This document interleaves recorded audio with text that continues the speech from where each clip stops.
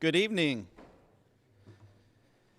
We're going to go on ahead and get started tonight. Thank you for coming. On behalf of the Triton School Corporation and the Triton Athletic Hall of Fame Selection Committee and the inductees themselves, we welcome each of you tonight at the Triton Athletic Hall of Fame 2026 Induction Banquet. I came to Triton in 2002, so unfortunately I missed the magical 2001 baseball state championship run. But your impact still lives today in our hallways. I'm going to be excited tonight to hear you guys speak and talk about the memories of that magical run that you guys had. Also tonight, we are going to induct Coach Jim Shively. I've had the privilege of coaching with Jim in football and baseball. I've been around a lot of good coaches, and let me tell you, Jim Shively, he's one of the best. I helped Coach Shively out when he took over as head baseball coach in his second stint, and it amazed me of just the knowledge that he had of the game and just how he managed baseball. It was outstanding to watch. With this being the 25th year anniversary of the 2001 state champions, I couldn't think of a better time than now to induct this tremendous team and their amazing coach. At this time, I have the privilege to introduce our MC for the evening. He is a 2005 Triton graduate and a proud Trojan. Please welcome Dan Stichter.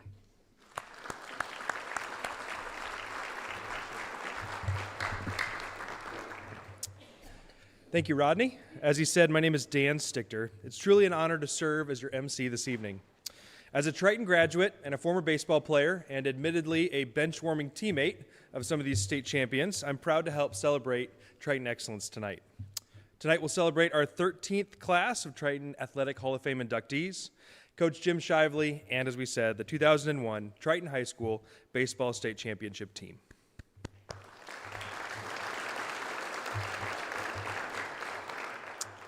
This exceptional group made a memorable run in 2001.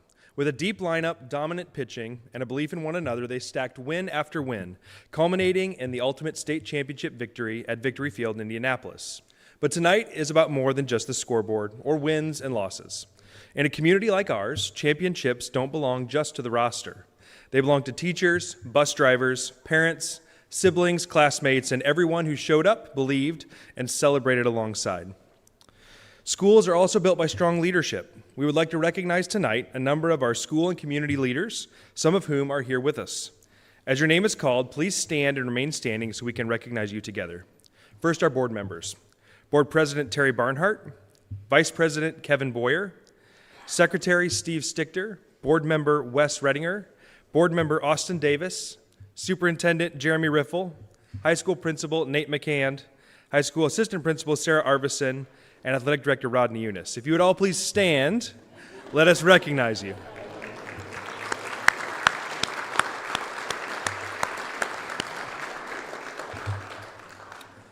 We would also like to recognize the Triton Athletic Hall of Fame Selection Committee. Without the time and effort of these individuals, this event tonight would not be possible. Similar to the school board, this group is made up of members from both Bourbon, Etna Green, and Tippecanoe. Committee members in attendance, please stand and remain standing so we may applaud once your names are called. This year's selection committee includes Justina Faulkner, Brian Feldman, Jane Ganshorn, Joe White, and Dan Stichter. Please stand so you can be recognized.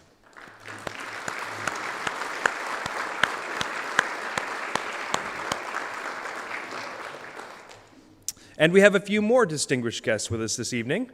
We have a number of Hall of Fame members who are in attendance. From the class of 2012, I believe athlete Justina Faulkner may be in attendance. From 2014, contributor Joe White and athlete Ryan Meister. From 2018, contributor Orion Limler and athlete Todd Blackford. From 2019, athlete Taryn Meister and coach Larry Wattenbarger. And from the class of 2020, contributor Hensley Fabricating. Let's give a round of applause for those who have already been inducted.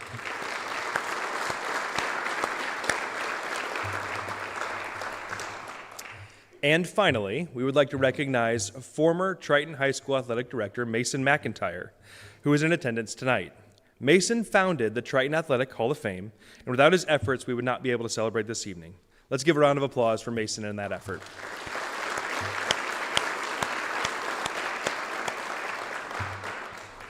All right, before we move to our meal, just a few housekeeping items. Men's and women's restrooms are located near the start of the buffet line. I know many of you have been here many times, but that's where they are. Please feel free to come and go during the induction as needed. And tonight, the event is being filmed and broadcast on YouTube by the Triton Trojans Sports Network. TTSN is an incredible resource to our community, and it has been documenting athletic, academic, and performance events at Triton, both past, present, and hopefully for a long time in the future. So we want to thank TTSN for all you do for the community. If you have others that may be interested in watching this event, you will see the streaming code here on the screen at a later time. So let's thank TTSN for being with us tonight as well.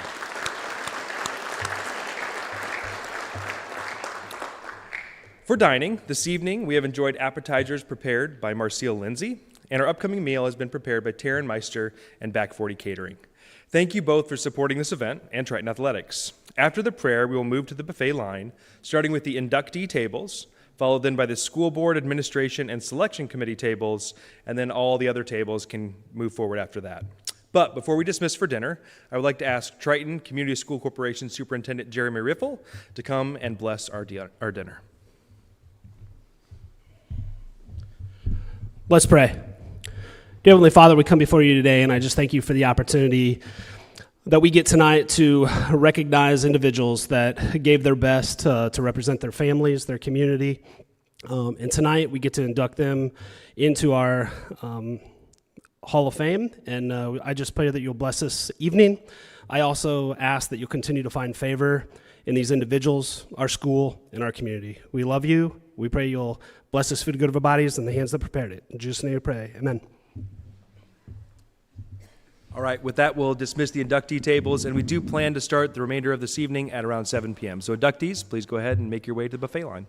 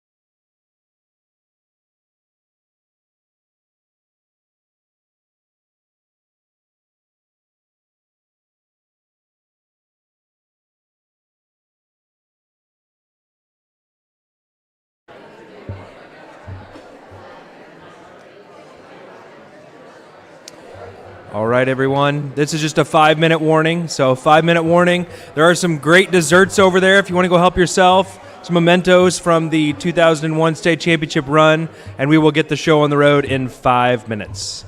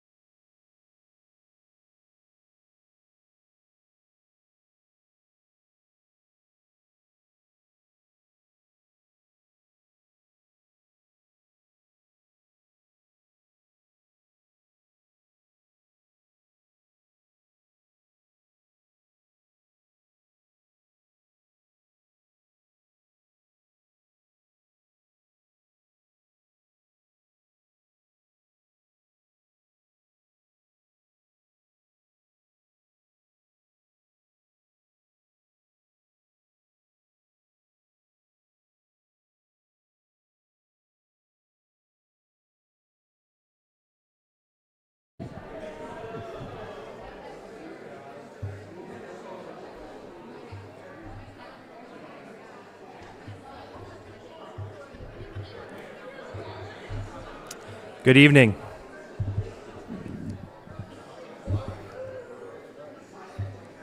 I hope that you all have enjoyed your meal and the time of celebration and connection this evening. Please join me again in thanking Taryn Meister and Back 40 Catering and Events.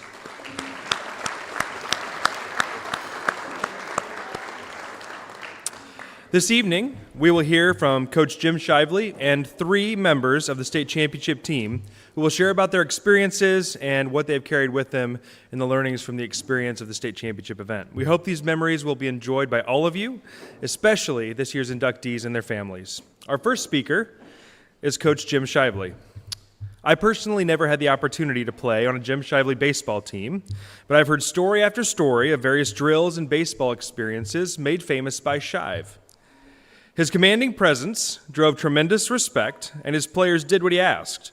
Often he pushed them past their perceived limits, expecting focus and excellence in every moment. While I didn't know Jim as a baseball coach, I did know him as a community member. Our families attended the same church together, and even after he stepped away from coaching the first time, he really never stopped coaching. During the winter months, he would open up his pole barn and allow members of our then high school team to come hit in his batting cage. Now, I'm not entirely sure we were getting good practice with those swings in the batting cage, but they absolutely reinforced something important, that improvement takes work, and someone believed that we were worth investing in, and that was Jim. Another story is that Jim also let me drive his red Mustang to prom, not once, but twice. Looking back, I have absolutely no idea what he was thinking. My parents barely trusted me with a rusty 15-year-old pickup truck. But that's who he is. He pushes young people to be better and then trusts them enough to hand them the keys. So Jim, thank you for being the kind of coach and the kind of community member who builds confidence, shares generously, and creates memories that last long after the final inning. It is my privilege to read the biography and then welcome Jim Shively to the stage and to the podium as he is inducted into the Triton Athletic High School Hall of Fame.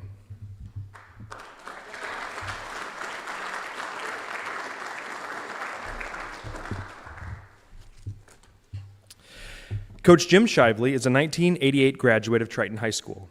While at Triton, he earned 4 varsity letters in football, 3 varsity letters in basketball, 4 varsity letters in baseball, and 2 varsity letters in track. He went on to attend Bethel College, where he earned a bachelor's degree in business management. While at Bethel, Jim participated in baseball for 4 years. Coach Shively coached a total of 17 years, with 11 of those years at Triton. He coached 8 years in football at a variety of levels, 9 years in basketball at a variety of levels, and 11 years in baseball, with 9 of those years as the head baseball coach.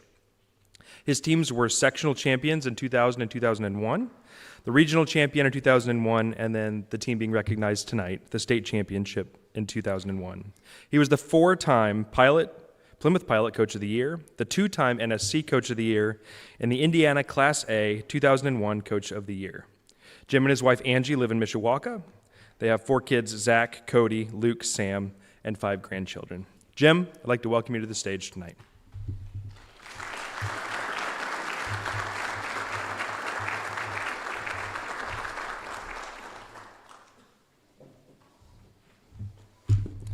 Thanks, Dan. Okay. I'm not the greatest speaker, just setting expectations. And just like my practices weren't very fun, this probably isn't going to be very fun. Which I learned that when I started coaching in other places, that coaches do fun stuff. I'm like, what's that? That's fun is when you're on the bus after a win. That's it. So anyway, starting off, Coach McBride had asked me when I got out of college if I wanted to take over the baseball program. So I thought about it and said yes. So I coached JV for 1 year under him, and was starting that. I remember the very first practice, he said, well, since you're going to take over, why don't you go ahead and start teaching how you want them to hit? And so I went through it, and I broke everything down and how I break down hitting. And after that practice, he came up and said to me, he's like, yeah, you talked about how to hold the bat with the grip and your finger knuckles, and yeah, I hit that way, and I thought that was that was a good thing. And I'm like, well, when I played for you, I didn't hit that way. And I had my dad's friend who was John Glenn's coach, John Hosterhauser, as soon as I graduated, said, you need to grip the bat different. You need to hold it here. And he wasn't telling me that while I was playing, obviously, because they wanted to beat us. But I said that to Coach Murray. I'm like, well, why didn't you tell me that? And he's like, well, you were a pretty good hitter anyway. So that got me thinking. From that moment forward, I decided if anybody is doing something wrong, I'm going to correct it. And that's how I coached. I think a lot of these guys can attest to that. So basically, correct everything right away, which means I talked a lot and I coached a lot, even during games. Some people, I think, found that annoying, but that's how I did everything. So because practice makes what, guys? Permanent. Not perfect. Practice makes permanent. You practice it wrong, you're going to do it wrong. Practice it right, you're going to do it right. So anyway, that first year of varsity, I remember it was a learning year. But I started off, I remember I had my mom type this for me on a typewriter. So that was a long time ago, talking about requirements of a Triton baseball player. I'm not going to read it all, but hustle, enthusiastic, have intensity, positive attitude, care about winning, be loyal to everybody, be coachable, be a role player, have pride, and be able to deal with failure, and that way you can have success later. So those things. Kind of that was every year I'd start off reading these things, and every year they probably got tired of hearing it, but we did it. So that year, like I said, was kind of a figure it out year. We started off 0-9, and then we finished 8-18 that year. So, after that first 0-9 finish, kind of figured things out. I remember driving home the van from that game and just really wanting to veer into the ditch. But we kept it on the road, figured things out, and we got better. One thing we did learn that year is how to do field work, which I went to Bethel College. I played for Coach Patterson, and Coach Doty did also. What's the biggest thing we learned from Coach Patterson? How to take care of a field. But with that, I came up with the philosophy, you never see a good team on a bad field. You will see a bad team on a good field every once in a while, but you never see a good team on a bad field. So take care of your field, and you have pride in that, and you feel good about playing at home and all that. So anyway, I think we set a good culture of how to practice in those that first year, organizing things, and like I said, I was learning stuff. That first year, there were a couple incidents where I got overexcited probably, but it happens. There were some times where I cut into some people. I remember one was Jared Bulis saying it's just one game. I went off. I remember Brad Klaus jogging after a ball that was rolling to the fence. Cut into him. Well, we learned how to hustle all the time. And the other one, which was a little shaky, was Dave Gould yelling from the fence, "Why you having him bunt then anyway?" And me yelling back, because that's how we do things. That's how we're going to win. A couple days later, Dave came out to the house with Brad Shields and apologized, and we apologized. We were good, but that was, probably not my best moment. And he said not his either, but that's fine. So anyway, I think we all those things helped establish expectations. And parents, thank you very much. I hear a lot of coaches had always issues with parents coming up and talking and complaining and blah, blah. I didn't have that very much. Maybe it was that first incident. I don't know. So who knows? Anyway, that first year we struggled. Like I said, our final record was 8-18, or 8-19, I think, actually. But, we improved. That first year, I remember, I'd throw BP. We didn't even have an L screen. And if you ever thrown BP without an L screen, you're in trouble. But we weren't that good, so it didn't matter. It didn't matter. I barely got hit, So, anyway, I remember that.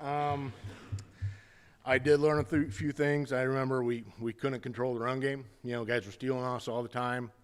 I went up and met with then Bethel's head coach at that point was Coach Rugelman. Learned how to, teach guys to throw out of the stretch quicker, control guys from stealing us all the time. We got better there. And then I got, throwing drills from him that we did over and over and over and over and over, which I thought were a good part of how we played and what we did. That next year, like I said, I kind of figured some things out. We really focused a lot on fundamentals. We did plyos all the time. I like to run. I like guys being fast and being explosive, and I really think that was something that helped. Like I said, the throwing drills, not only did it help us, throw better and, throw properly, but I think it also helped us develop pitching depth, which was very important. And then with that, learn to pop the feet. Every time you throw, pop the feet, pop the feet. When you pop the feet, you're pointing the shoulder. That way you're not throwing the ball all over the place. You're always throwing with good fundamentals, not making errors. So that's something important we always did. Swing breakdown, boring thing we went over, learned, went over, did it. Stuff like that. Bunting was a big thing. Did learn to bunt from Coach Patterson. Not necessarily him, but made me learn how to bunt. I remember I spent one whole practice in the gym my freshman year bunting. The whole practice. I didn't get to do anything else. I learned how to bunt. Because believe it or not, I was fast, but I didn't hit that well yet. But anyway, so he wanted me to bunt. And that second year, about halfway through, I remember getting smoked by Ryan Gould, and I got an L screen after that. Anyway, other things we did all the time. Steel starts. I've never seen anybody else ever make kids do steel starts in practice. That was one of our stations we did was steel starts because how to break down your footwork and where you put your weight and work on those first 3 steps because that's the key. And we did that stuff all the time. And then base running. I coached base running more what I've been told from some travel team coaches that I work with. I said, nobody teaches base running in high school like you do, or even close. So, we worked on base running, and like I said, the steel starts were part of it, and really focused on those things because we did end up stealing a lot of bases. With that, I don't think, we were aggressive. I don't think we were overly risky because I knew everybody's time. I'd time the catcher, time the pitcher to the plate, so it was math. So I knew when we can make it, when we couldn't make it. And if you guess, what type of pitch they're going to throw, that helps too. But anyway, so that helped us with the run game, and I think it got us going a lot with the offense. That second year, we got better. We were 13-14.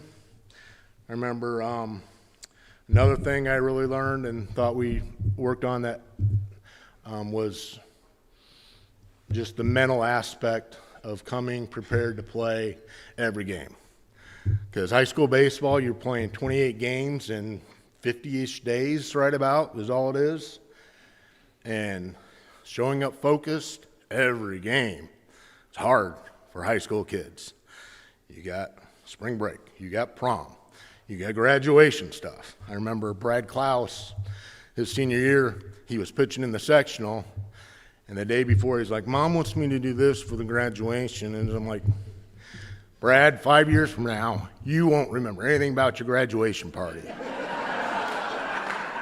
But you will remember, and I think he no-hit the team we were playing. I think we were playing Oregon Davis, and I think he threw a no-hitter against them. And later, guess what? 5, 6, 7 years later, he's like, you were right. Yeah, I know.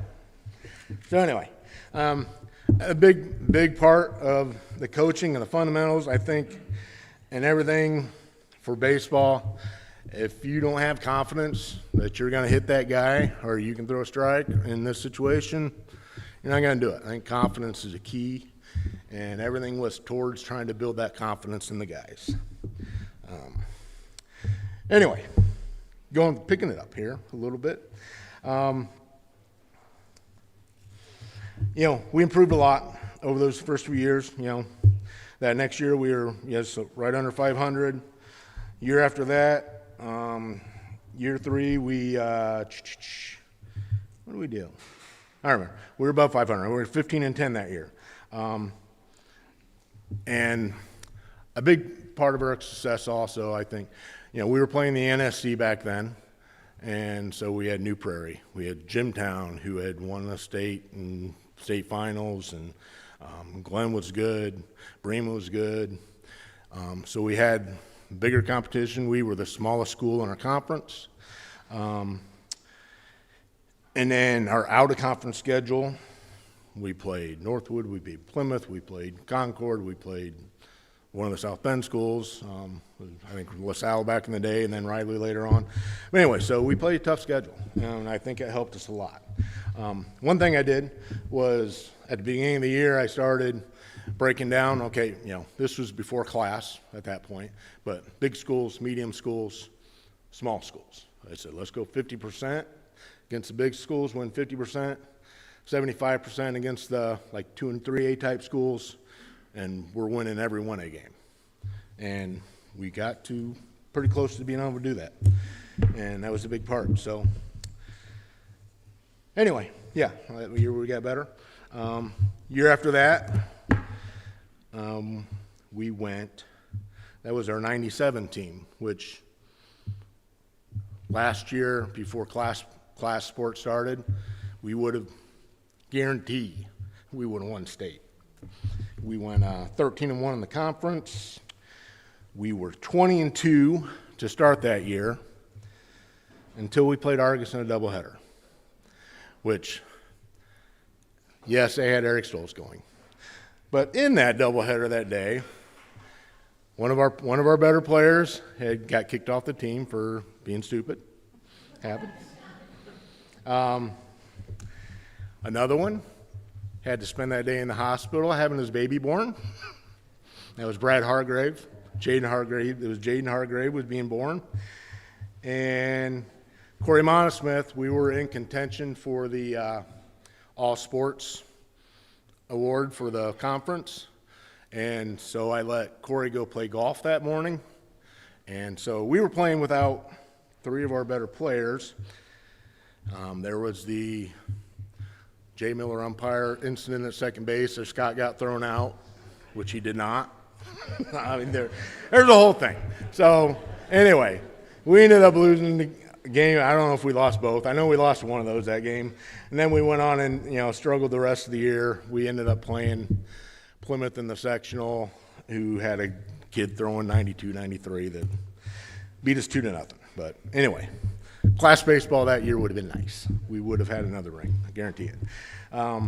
So yeah, that was a really good team. Went on from there. Next year we were pretty good. In '98, that was a nice team. So we're kind of past that first group. I kind of had 8 years there. We're getting into the next group now, which was these guys as freshmen, building on up.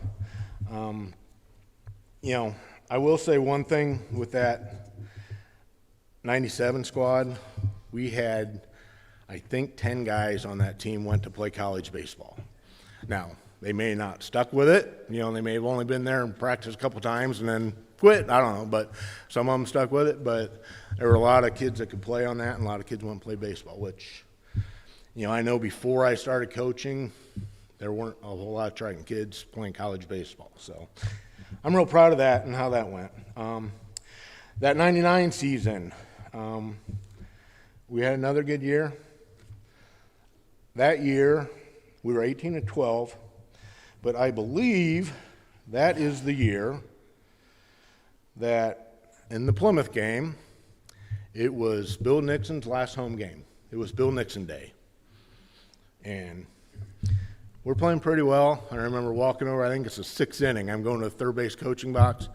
Bill Sharp is the umpire, and I'm walking by him, and pardon my language, earmuffs Lincoln. He said, "Holy shit, Shive, you're going to beat Bill Nixon on Bill Nixon Day." I'm like, yes. And I had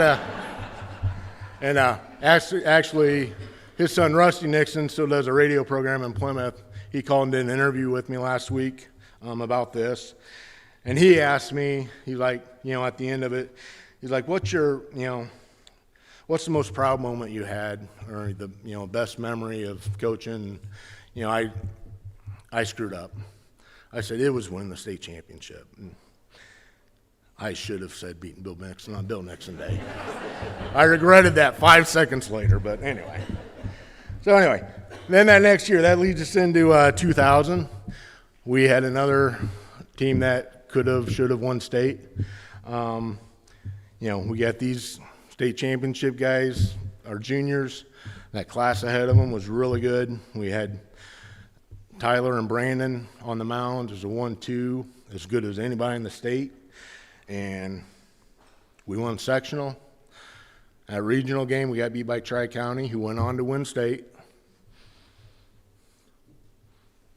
Not much being said here. I'm not going to get into it too deep here.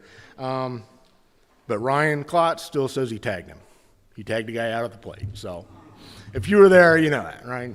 So anyway, so on from there. That 01 team, I'm going to talk about them later when we do the state team. So I'm skipping over them. My last 3 years when I came back, I was coaching my kids and their kids' class that, I had coached from little kids. We got better each year. We weren't quite there. We didn't have the depth that we had and the arms quite as like we had with those other groups, but we got better. I coached Zach and Cody at the same time, and the highlight of that was over in Plymouth again, which we did win that game. We beat Plymouth and Concord that last year, which were kind of highlights of the year. But during that game, I go out to the mound, and those two are arguing because Zach crossed Cody up in the pass ball, and Cody got yelled at, and so that was a fun experience anyway, going out dealing with your kids on the mound in the middle of a baseball game. Anyway, so we got better. We had a couple of tough sectional losses during that stretch that we could have won, but anyway, we didn't. So anyway, that's kind of in a nutshell of my coaching career at Triton. Just some thank yous here real quick with this. My manager, bookkeepers were very helpful. I was very specific on how to be done, and they did a great job. I had Amanda Gould started off for those first few years, and then Alyssa took over, and Tasha, and they helped out a lot and helped keep me calmer in some situations, I think, so especially when I was wound up. I hope I'm not going too long, because I am known for that after a loss. Everybody remembers that the long dugout talks, and once in a while the polls that we would run, and I get to talk to them for a minute in between, and then run a poll, and come back, and I get to talk to them in between, and we had some late evenings that way. But so anyway, I'd like to thank my my managers, bookkeepers, all the coaches that I coach with. Jeff Bowser started off, Hal Farmwald, Randy, Ryan Gould coached with. Ted came on there that last year, and then my next time back, coached with Rodney, Younis, Lane Leeper, Brad Hargrave, Jake Burnett came back and coached for me. And actually, he really helped me out a little bit with because I was a really good hitting coach, base running coach, pitching coach. Basics. I could do basics, but he kind of came back and helped with really focusing on more of throwing out a power position and getting torque, which now is what pitching is all about. So he helped with that, and I know it helped Zach on the mound a lot that year, and then it helped me coach my other kids later on when they were at Mishawaka, and helped Sam and Luke become really good pitchers. And anyway, so all those guys. Then main one, my dad as coach. I remember when I was, I don't know how old I was, when you were coaching junior high girls basketball. I'd get to come in and practice with them, and, started learning how to coach from him. And he was always there to help any situation, whether it's working on the field with some equipment or whatever. If Randy had to go to Camp Amigo, Dad would come and coach first. And then later on, he became the bench coach for us, kind of, is what he was, and that was actually pretty helpful, I thought, those last couple of years. So it's nice having another coach in there when the other two guys are out on the field and they're in there all alone, making sure there's not stupid stuff happening. So anyway, yeah, there's that. My mom came to all the games, baked cookies, cupcakes for the players. Now, when we lost, the players never saw those. I saw them. So, anyway. And, yeah, that, like I said, parents, thanks for not complaining a lot to me. Appreciate that. Greg Hensley kicked in, helped out, a lot of stuff. I know with coaching the kids, and then also the foul poles and the batting cage, and it's just helped class up the program quite a bit, I think. And then, that second time around, Marcille, who did a lot of this for us tonight, also helped out a lot with the team stuff and the concessions, and she took a lot of stuff off the plate at that point, which helped a lot. So anyway, and lastly, all you players, thank you so much for buying in and, helping me be successful. So that's all I got for this one.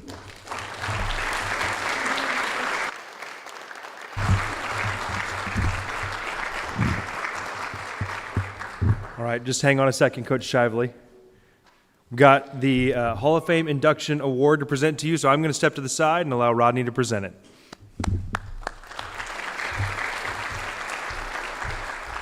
Congratulations, Jim, on making it to the 26th class. Thank you. Thank you.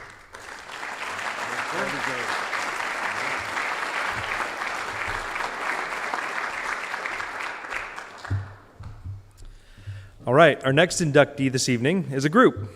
The first ever Triton state champion in a men's sport, the 2001 Triton High School state baseball championship team.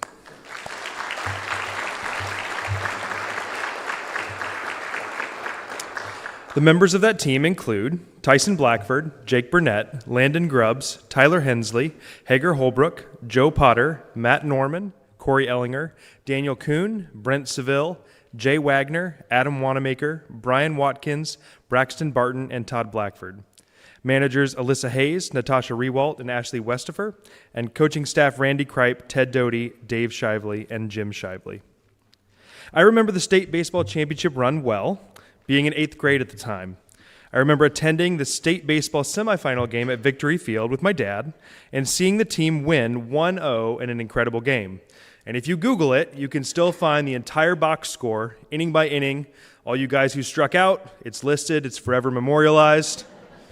I believe 2-out double that scored the winning run is also listed there, so something interesting if you ever want to go take a look.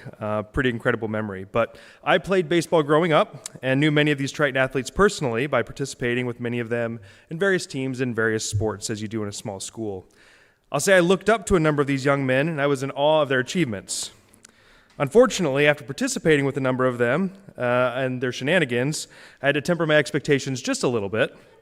But in reading through the bios, I saw many notes on the strong team dynamics, specifically the game memories and the support they received from the school and their community. I hope the ceremony tonight brings these core experiences to the forefront and cements another shared memory for this incredible team. It can provide an example of what is possible to your friends, your family, and your community. So our first speaker tonight is team participant and current Hall of Fame member, Todd Blackford. Todd, if you would come to the stage, the microphone is yours.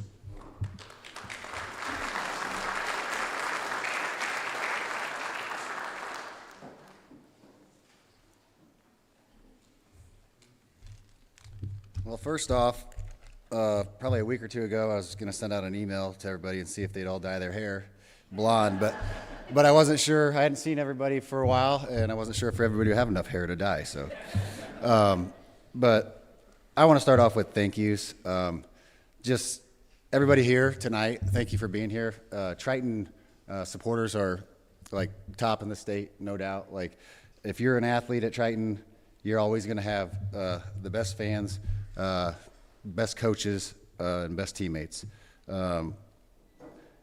One thing I remember is thank you to the coaches. Like, Jim talked about what he instilled in us, and I was just a freshman that year, and I think it was a couple games in, I got to start in left field, so I was just kind of that freshman trying to keep my head above the water.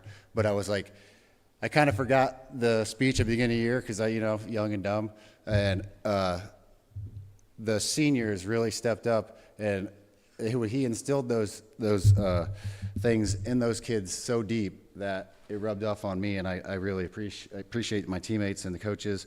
The coaches, such great role models we had. Everybody was different. I know Randy Kripe really stands out to me as far as when you think about teaching young kids, doing things the right way. He's still to this day running a basketball league that my kids play in, and it's more than basketball. It's about faith, stuff like that. I feel like that's what my life, I want my kids' life to be based around. I want my life to be based around. I fail every day, but thank you. I don't think I ever saw you have a bad day. I don't think I ever seen you treat anybody bad. So that's a memory that I really cherish. So I wanted you to hear that from me. And Coach Shive, both of you guys, you coached my brother. I got to witness some of that.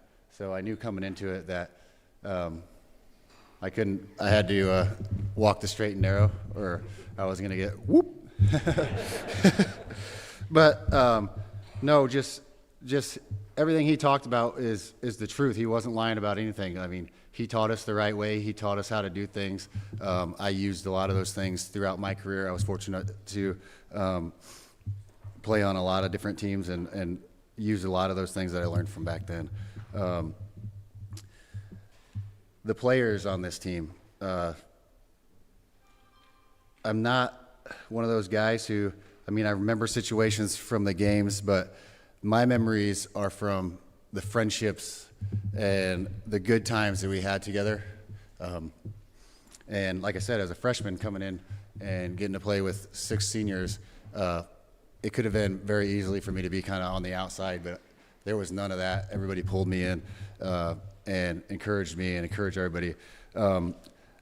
That team that year, I feel like we were set up perfect for a state run. And when I say that, we weren't going to outscore you by hitting home runs. We were going to play the game the right way, small ball. I don't know how many games we won in that tournament on just hustle plays, hitting runs, stealing bases, and that's contribute to you teaching us the right way and teaching us to hustle. But we had to hustle or we weren't going to play. We had to hustle or we were going to hear it. So, and I know I think that's great. Kids need that today. The fact that he talked about parents, not hearing stuff from parents. I think our biggest issue right now in sports today are parents. And I'm a parent, so I feel like I can tell parents out here, give these coaches some grace, Like, they're out there using their time and their lives, instilling things into your kids. I think we could do a better job respecting those. And it's not a lecture. It's just I see it every day in kids sports, and I feel like I need to stand up for what I believe in. So, and then, yeah, so like the team, like I was saying, was set up for a state run. We had 2 pitchers, and Tyler and Jake, that were just unreal. 2 different pitchers. Tyler was going to come out there and blow the doors off you. You better be ready. He's got a nice sinker, slider, and threw his pitches for strikes. And anytime those 2 guys were on the mound, and the way the state tournament works, if those 2 pitchers go late in games, they can pitch every couple days, and that's just a good scenario to make a run. And Tyler went on to play baseball after high school. Great pitcher. I learned so much from him. And then if you had to face us again and you face Jake, you're standing up there just like, okay, I'm pretty sure this guy throws 7 different pitches. So what am I? And everything's moving. Not that he didn't throw hard, he threw hard too, but you didn't know if you're getting a slider or a sinker. How you threw 7 different pitches. I mean, you're up there, you got 2 strikes, and you're like, well, good luck. And he went on. Obviously, he went on to play too, and I learned a lot from him. I learned so much from that senior class, and so much from all the other players. But my greatest memories are just not even on the field, off the field. The bus rides, it was like family. I've got all these guys are basically lifelong friends to me now, and we can all come back and look at these accomplishments and being in the Hall of Fame. That's awesome, but relationships are worth a lot more to me. And I've got a saying for this group, and we were an ultra competitive group of goofballs. You were not going to be around a team that had more goofballs and had more fun than that team, but at the same time, you didn't want to be around us when we lost, because none of us wanted to lose. We all wanted to win. And man, I tell you what, I took so much away from that in my future endeavors and stuff like that. I use a lot of these things in my day-to-day at work on how to be a good teammate, stuff like that. Story, one of my best memories, I think it was at lacrosse when we, Tyson scored on a hustle play to win that game. And I just remember, and all throughout, basically throughout the season, but really in the playoffs, everybody we were like, you ever watch the College Softball World Series and you see all those girls on the top step acting a fool? That was us, the whole state. And it was like, if one guy went up to the plate and had a bad at bat, there was 4 guys who's coming off the field. Hey, don't worry about it. The next guy's got you. We got this. We need you for your next at bat. So the camaraderie and the support that those guys gave was just, those are the memories that I cherish. There's also family and loved ones lost, and I think about Tyson every day. There's not a day that goes by that I don't think about Tyson, but we all loved him. You know, you weren't going to meet a better person. He had his struggles, and as we all do. But I just, as a reminder, this time on earth here is short. You never know when it's going to be your day. So treat people with respect, and if you love somebody, let them know. And then,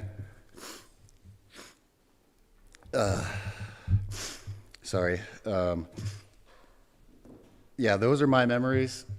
We had great memories, fun bus trips, but there's a lot of stories that I've got to keep between me and the guys, because if you know us, if you were close to us, you know we could find ourselves in some situations that we probably shouldn't have been in. But I think that's kind of what brought us together. We lived through that stuff. And again, I'm not going to take too much more time. I think I said what I needed to say, but I cannot thank you coaches enough. I cannot thank you fans enough. And to all the guys on that team, I love you guys.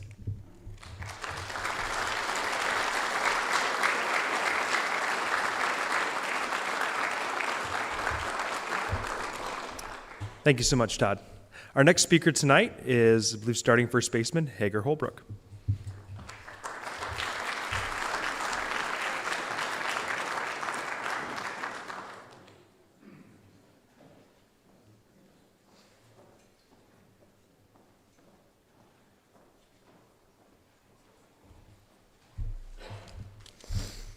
All right, I just had a few things. Sorry, little emotions running here. Just something about us that a lot of people might not realize now. Every game we went into, we weren't going to lose in our heads. It didn't matter if we were playing the New York Yankees. We had it, one way or another. You know, and now growing, seeing everything, like Triton's on the right track again. Elliot back there, you got things booming, man. And I want to say thank you to that because I got a boy getting ready to play. And I look back, and I just love every moment. I mean, I did some stupid stuff, man. We all did. But we were a family, like Todd said. We were together. You know, if I'm in a bit like a bar fight, you know. If you pick on one of us, you got 9 more on your back. Like, that's how close we were. It didn't matter what the situation was. I mean, we could probably be on CSI because we hit a body together because we were close enough to make it happen. Like, we were family. And that started, 8, 9 years old, and we were together the whole time. Little League, we beat teams like Plymouth, Osceola, some of the kids that played for Penn that won the 4A championship. We beat them at the 12U level. Could we beat them in high school? Who knows? Given day, it's baseball. 1-0 in the semifinal game. That could have went the other way. But I'll tell you what, we never believed it would. And now I watch some of these kids, and I was at a varsity game last year just watching. And a kid didn't catch a ball at second, just a routine play, and like I hear a parent say, oh, that's all right, you'll get it next time. I was like, no, at what point is this not okay anymore? Let's start making the plays. Like, it's high school now. It's not everybody needs to play. The best players play. How do you win a state championship, Shive? You made it happen. You played the best players. If you hurt somebody's feelings, so what? Get better. Take a guy's spot. That's the way it works. If you're not good enough, you get pushed to be better. And you wait your turn. And we all knew our steps. Point A to point B. This guy's got experience. He's going to play a little bit. When you get a chance to get in, you make it happen.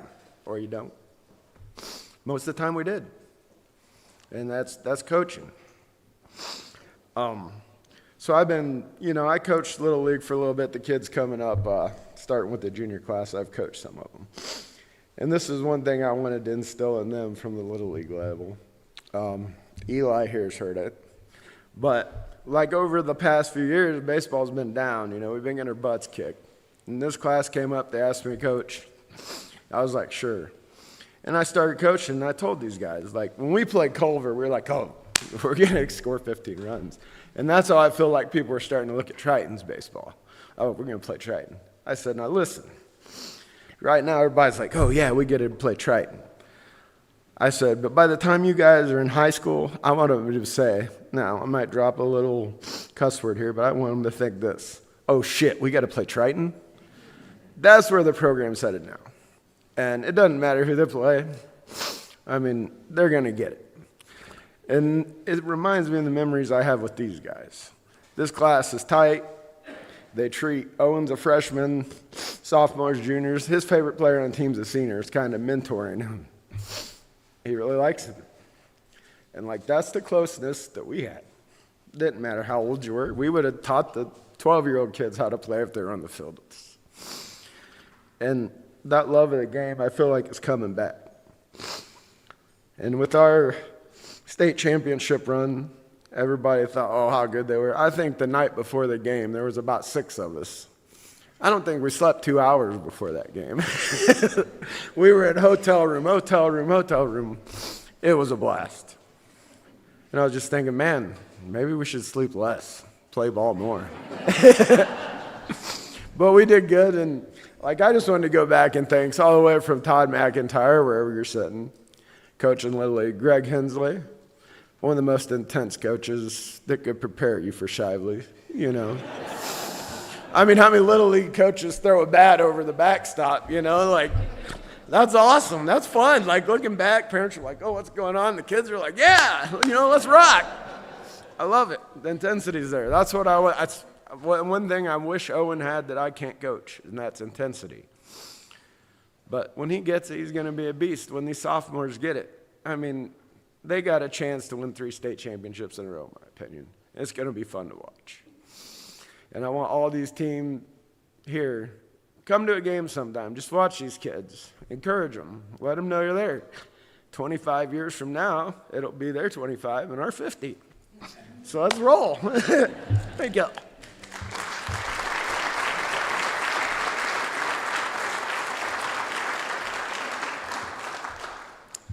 Thank you, Hager. It's easy to see how much fun you guys had and how close you were as part of the team. I think our final speaker tonight is Jake Burnett. So, Jake, if you want to come on up, the podium is yours.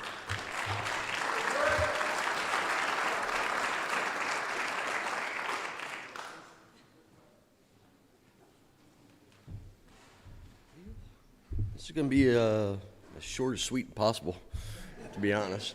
Hager, you got a lot of balls talking about coaching. I remember I almost witnessed my first murder in a North Miami dugout because Hager just walked off the pitching mound and decided he didn't want to pitch. So I hope you're working that out, but, you know. God. First and foremost, I feel very honored and blessed to be here among everybody, friends, family, teammates. And second of all, you know, as Todd mentioned, there's one of us that couldn't be here today. So if we could just take a moment of silence for him to let him know that we're thinking about him, we're here.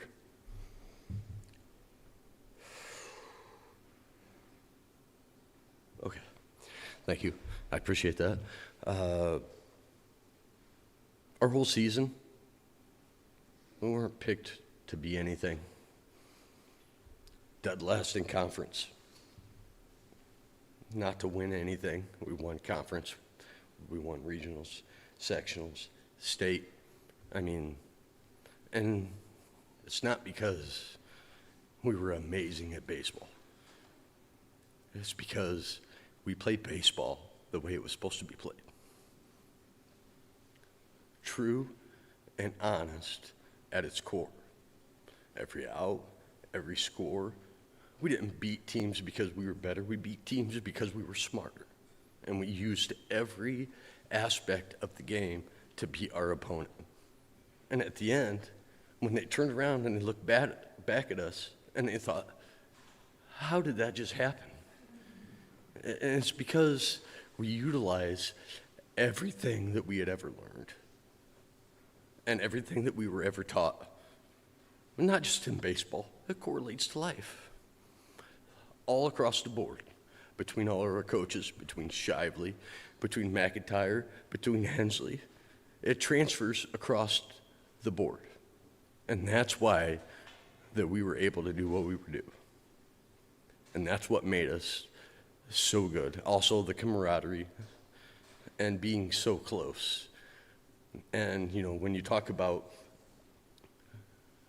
the audacity to win and the focus and the mental awareness that it takes to do that, ask Braxton Barton. Laughing in the dugout while Tyler was pitching. Tyler comes in the dugout, grabs him by the throat and pins him up against the board and tells him, I don't care what you're doing after the game, we're playing, pardon my French, a game, and now, here, right now. And that essence and that presence and that audacity and that fight and ferocity and that camaraderie is what made us what we were. The ability to beat teams by locating their weakness at any point and any time and taking advantage of it. And we learn that through our coaches, our life, and all our adversary grievances throughout our lives and what we learn. And through that, I learned from all of my coaches, friends, family, ups and downs, and everything else. Just because you're up doesn't mean that you don't have a friend that's down. And that's what made us so great as a team. And I think that, honestly, is what made us prosper to become the team that we were. And then, there was also a lot of things that Shive didn't need to know. So, thank you.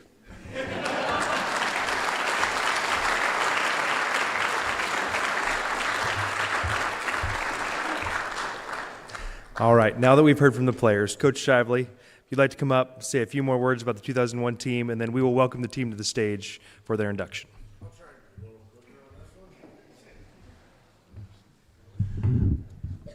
Okay, I was a little nervous about who I was going to get to speak, but I think I nailed it, great job, guys, and they're spot on.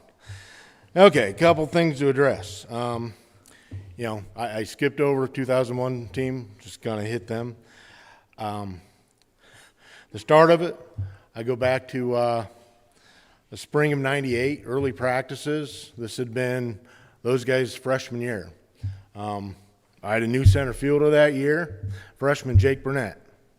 And somebody before practice, it was about 15 minutes, 10 minutes before practice actually started. I'm coming out from the school, and I see Jake leaving. I get out there, and what's going on? And I went to Kyle Gould, and Derek Gantorn.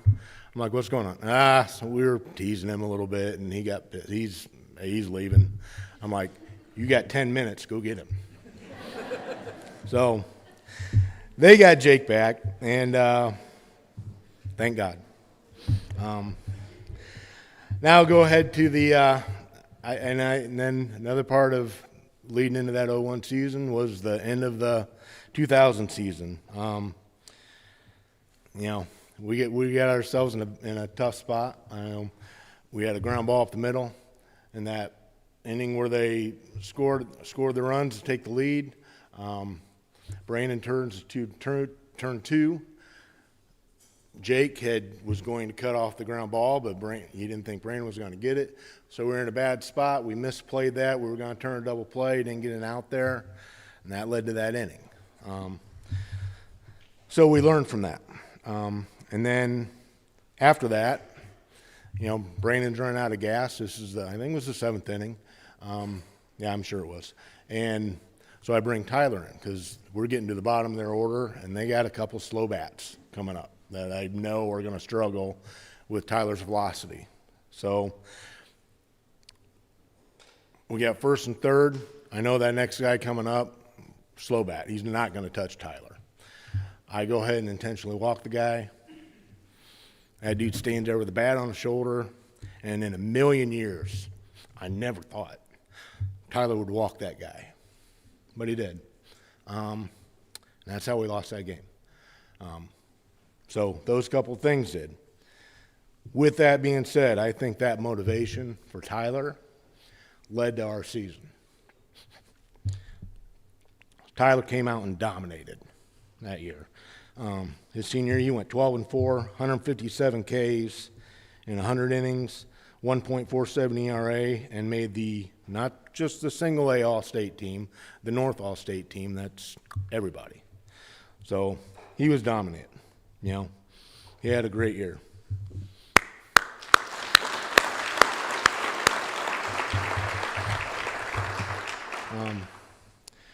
Also with that, like I said, we didn't turn that double play.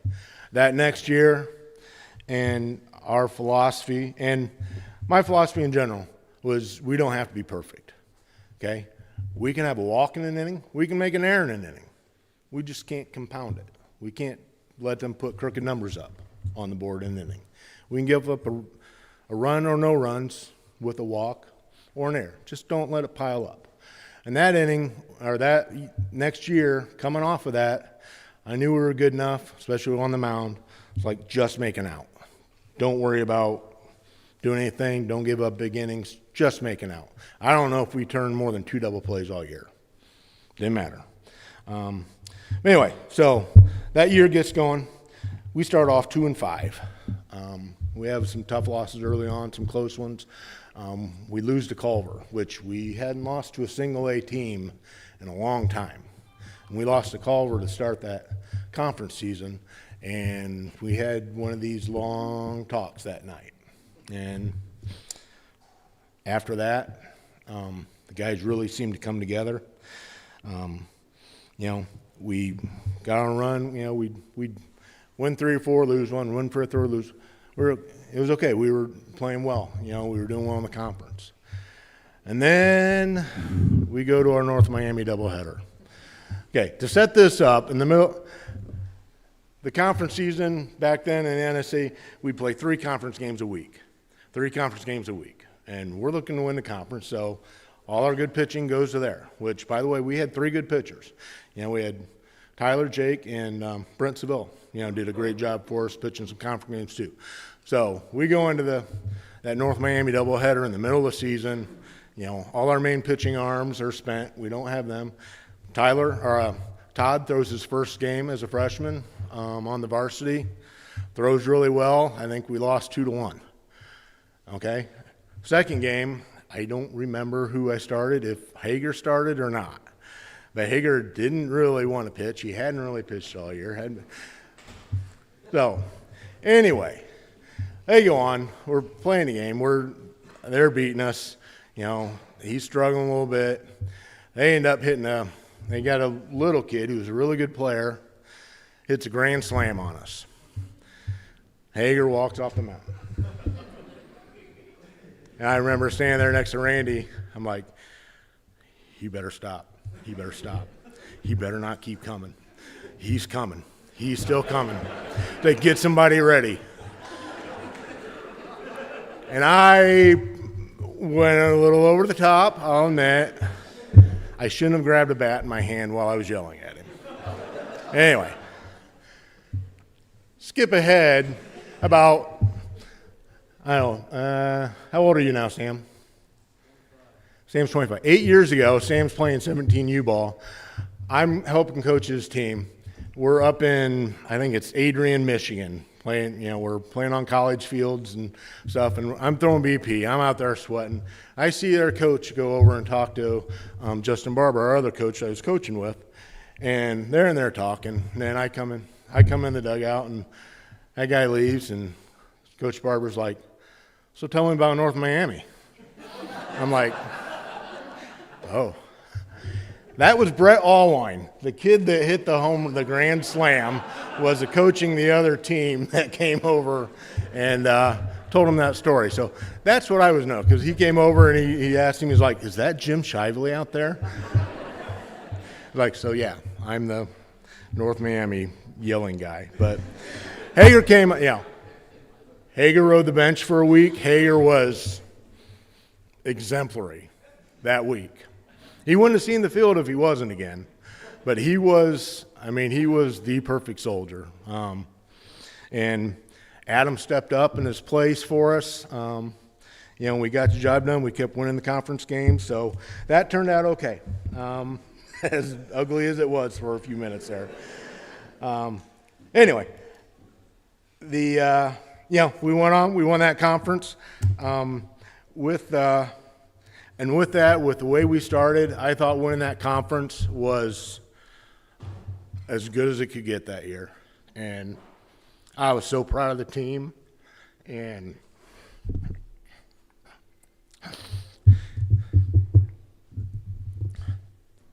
and I remember telling them that, before a game, said, you guys have accomplished a lot. And after that, Tyson comes out and he says, Shive, I hate it when you do that. I said, we want to keep winning. say, don't tell us we've done good. We're done. And, yeah, you know, Todd summed it up about Tyson, and we all miss him, and breaks my heart for Tosh and kids and family. But he was a great guy. Anyway, and then with that, Hager asked, he's like, hey, Coach, can you go over swing breakdown? Which I thought that was the boringest thing in the world to do, but, you know, these guys want to do it. And during that state run, you know, these guys just turned the page. I mean, they really locked in. I think we had more hit batters where guys just let themselves get hit in that state tournament than we had in 3 years prior total. Stuff like that. And like the guy said, you know, Tyson winning that lacrosse game, coming from behind. You know, I remember Brian, I couldn't remember if he got a hit or walk, but Brian led off with a hit, I believe, or with one out. Anyway, then we pinch run for him because Brian's not that fast, and Dan Kuhn could move, man. Dan Kuhn was fast, so I had Dan Kuhn pinch run for him. And then Tyson beats out a ball the shortstop bobbled. And I think Dan scored on that play to tie it up on the bobble with the hustle. And then Tyson, I don't remember how he got to second, but then Jake came up, hit him in, and, you know, we ended up coming from behind to win that game. That was a very good team and a very good pitcher. I think they were ranked in the state at that point, but we got to win there. Their head coach I played with in college and didn't shake my hand and never talked to him again. Eric Snyder, Ryan remembers Eric Snyder, was their coach. So anyway, yeah. So yeah, then we got to the regional. Fort Wayne Blackhawk, you know, that was a good team. They were number 4 in the state. I went and watched, scouted them in the sectional. Those kids could hit. They had some dudes that could rake, man. And remember that first inning, they came off. I don't remember how they got to Tyler too much, but I do remember they ended up hitting a grand slam in that first inning that, Todd, are you sure you couldn't have robbed that? You were right there, man. I thought you could have had it. But anyway, they got over the fence. So in South Central, the short little ballpark, it was like 3:05 down the line, something, a little pop-up, got out. Anyway, then we go on to beat them 10-4. Their coach comes over after the game. He's like, you guys weren't better than us. I don't know how you beat us. Like, okay. Anyway, then we play Washington Township next in that afternoon. Very good team. They were number 1 in the state. If they weren't undefeated, they only had 1 loss. They did a lot of it. They had a good pitcher. They would quick pitch. They would do a lot on the bases to try to distract you, delays, all kinds of stuff. They were a team. I was worried about them a lot. Jake comes out and just throws. He was the best I've ever seen him ever. He had everything working, and he kept them off the bases. I was worried about them on the bases. We didn't have to worry about them on the bases because Jake didn't let them get on. He threw a great game. You know, along with that, you know, and Jake was our leading hitter, scored a ton of runs. You know, he was in that game. He definitely won that game for us easily. Their coach after the game was Randy Roberts. Really good coach for a really long time. He came over and he said, I knew you guys would beat us. Or not beat us, but I knew you would be a problem, you know, because we came into that tournament 17-10. There were no expectations that we were going to do anything. You know, they were the number 1 team, and he said, I know who they play. I know what they did. He's going to be a problem. Anyway, I ended up coaching with him on an 18-year-old team. You know, this was 5 years ago now, or 6 years ago.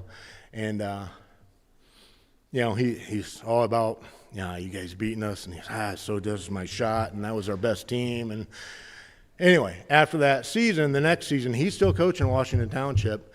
And a couple of Mishawaka guys that I had been coaching had, you know, he saw how they could drag bunt. So I got to make $100. I went over, he had me teach his team how to drag bunt. They won state that year and had like 4 drag bunts in the championship game. So anyway, that was nice. And I got $100, and he thanked me. So anyway, then we go on to semi-state. After beating them, semi-state was the Friday before the state. It was just a 2-day thing. And we play was it 10 o'clock game, 9 o'clock? It was early. It was early. So we go down and stay in Indy the night before. And Dad buys us dinner that night. We all go eat at the Buca de Beppo. Jake apparently doesn't like garlic. He gets sick. I don't know what that was about.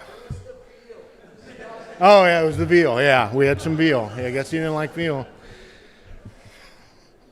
The veal's good, believe me. Anyway, but then he ended up walking it off. I don't know. We go back to the hotel, and Tasha plays our hairdresser, and we all get blonde hair, and that was a fun night. Anyway, and I do think the guys slept that night. Pretty sure. Not positive, pretty sure. But we play Madison Shaw that next morning, and they are the number 2 team in the state. And they are very good, and Tyler comes out, and he just dominates those guys.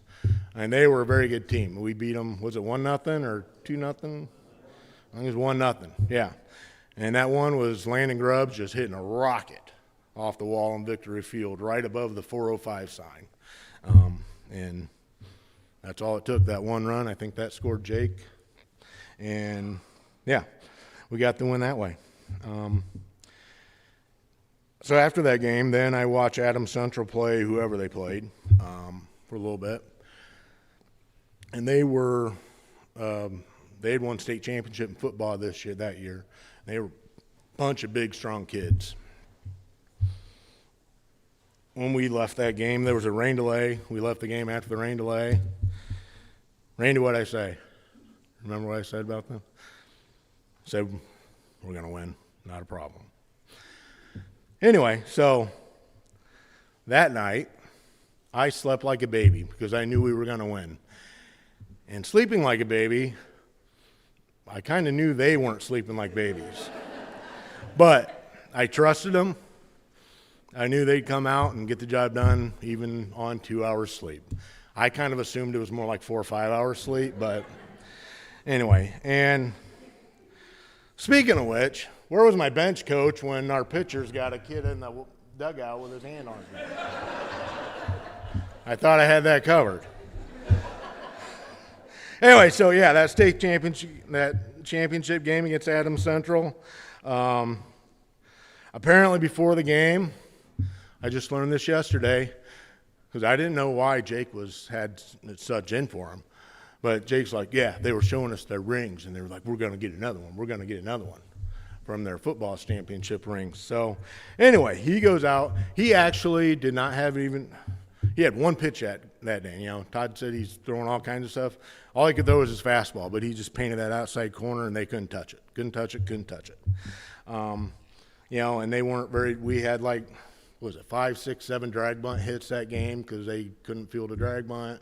You know, we just singled them to death. Todd had a double. You know, I know Joey had a couple of hits there. You know, so we played well. Jake dominated until, was it the 6th inning? Jake? 7th inning. Jake decides, I'm going to show these guys for mouthing off. Beans, 3 guys in a row, loads of bases. It's 13-0. Mike, we had a shutout in the semi-state game, and we got a shutout going in the state game. I go out to the mound, I'm like, quit screwing around. I want a shutout. Okay. We still shut them out. So anyway, you know, and so that state championship, you know, that was just kind of the icing on the cake. I mean, I knew I was stepping down after that. And, you know, at one point during that season,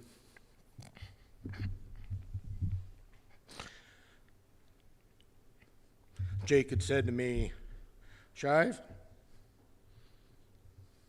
you coach everybody the same. You treat everybody the same. And that stuck with me. And I appreciated that because I tried to. And, I just felt like the state championship was a reward for doing things the right way. And, that's what we did. So I'm no longer Coach Shive.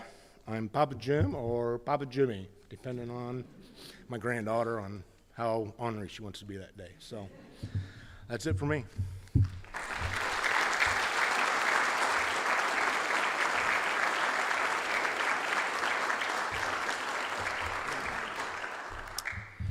All right, at this time, if members of the team, managers, and coaches would gather over here by the buffet line, we're going to welcome you each to the stage individually to get your awards. So go ahead, you can rise and gather over here, and we'll call you up one at a time.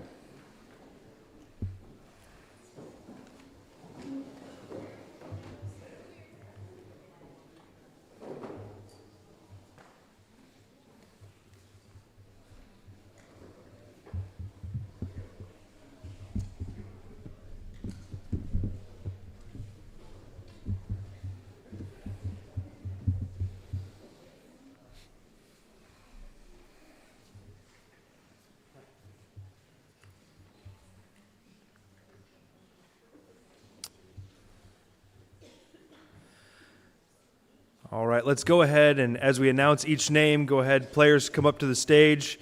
We'll present you with your induction award, and then also please give a round of applause for each player. So we're going to start with Todd Blackford.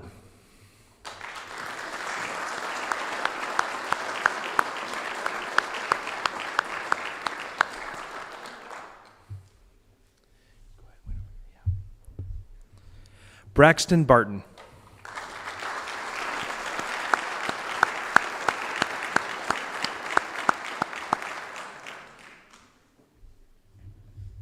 Brian Watkins.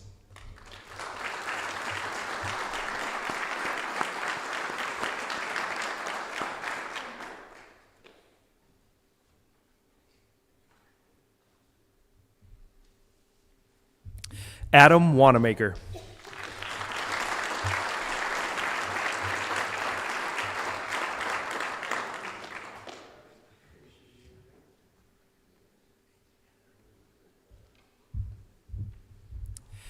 Jay Wagner. I don't think Jay could be with us tonight.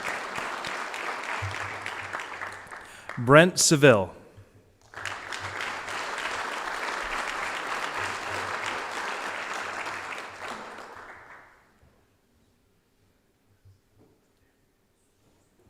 Daniel Kuhn.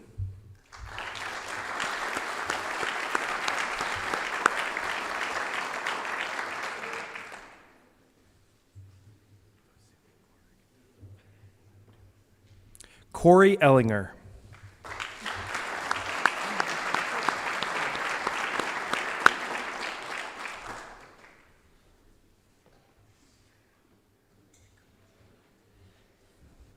And Matt Norman could not be with us tonight. We're going to save our seniors for the end of the evening. Managers, Ashley Westiver. I don't know if Ashley could be with us tonight. Tasha Rewalt.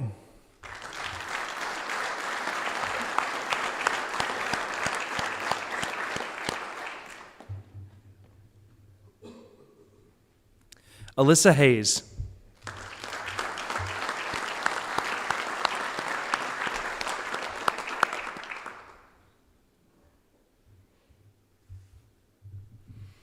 Move to our coaches, Randy Kripe.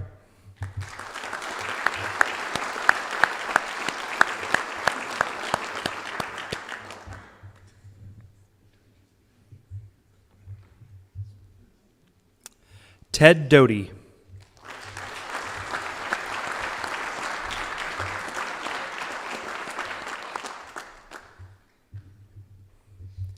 Dave Shively.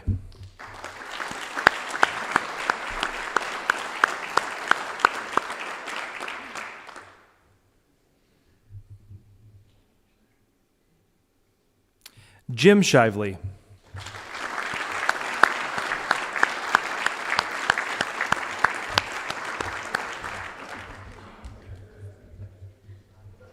And now our seniors from the state championship team. Joe Potter.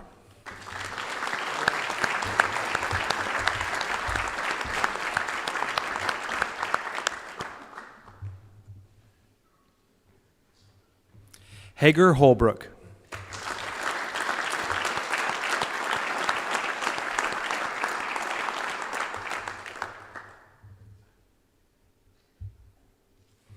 Tyler Hensley.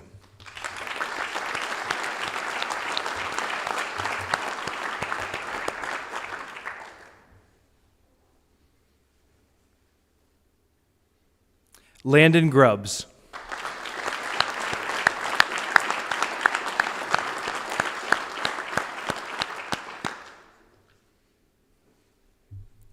Jake Burnett.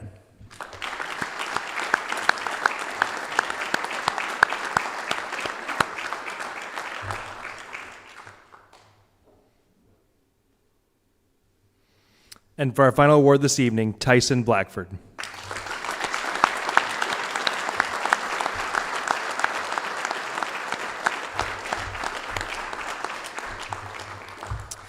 Let's give one big round of applause for the 2001 State Championship baseball team.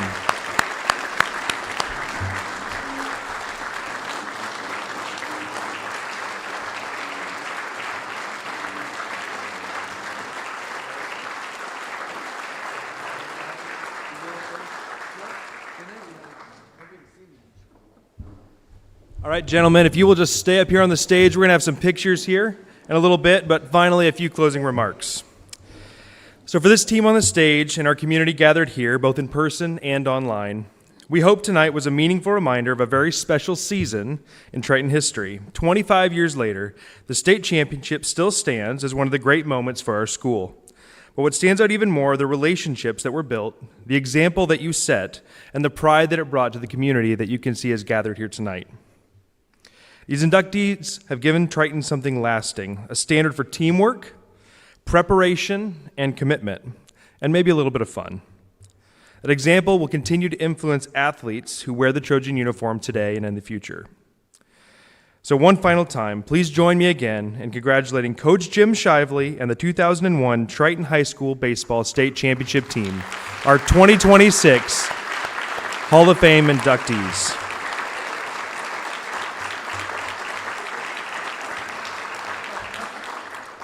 On behalf of our school and community, we want to thank Rodney Younis for continuing the Hall of Fame tradition and for organizing tonight's event. These evenings take a great deal of work behind the scenes, and we're grateful for your leadership. In closing, we would like to share a quote that's become part of this Hall of Fame tradition.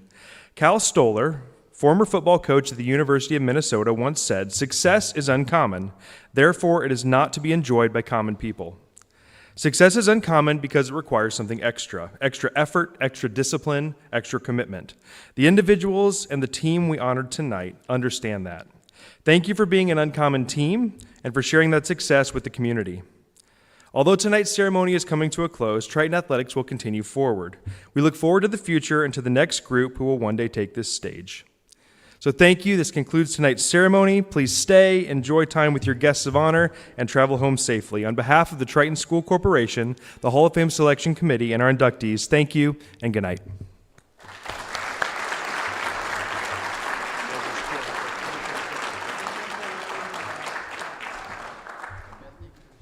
Cheater.